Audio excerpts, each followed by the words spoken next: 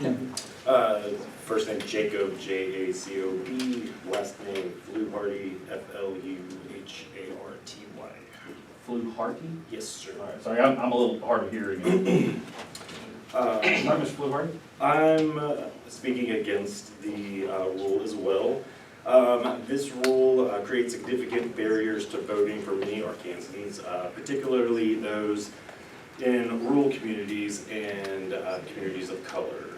According to data from the House of Representatives here in Arkansas, through the University of Arkansas, 41% of Arkansans live in rural areas, and most of those residents live more than 10 miles from a location where they would be able to fill out their registration in person, which would obviously make that very difficult on them. This rule would disproportionately impact those residents who already face significant barriers at accessing essential services as it stands. I think that transportation is a critical issue for most of Arkansas. Many rural residents lack access to reliable transportation. The Rural Health Information Hub says that poor road conditions and the absence of public transportation hinders the ability of rural residents to travel. And this lack of transportation is a major barrier, particularly for low-income individuals who may not own a vehicle and cannot afford public transportation if it even exists in their communities.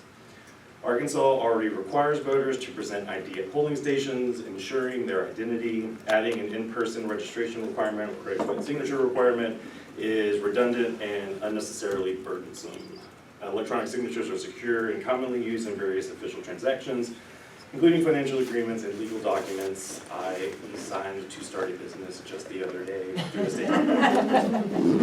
Moreover, rural areas in Arkansas are not homogeneous and include significant minority populations. Approximately 24% of rural Americans are people of color, and that statistic holds here in Arkansas as well, where Black communities are a substantial part of the demographic landscape. These communities already face systemic barriers to accessing essential services, and this rule only exacerbates these challenges, further disenfranchising them. The state constitution here in Arkansas, Article 3, Section 1, states that elections shall be free and equal.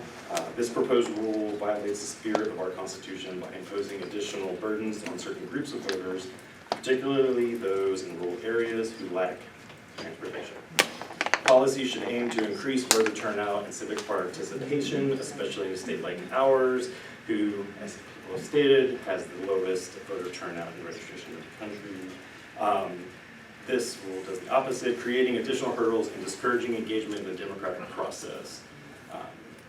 For those reasons, I think that this rule should be rejected.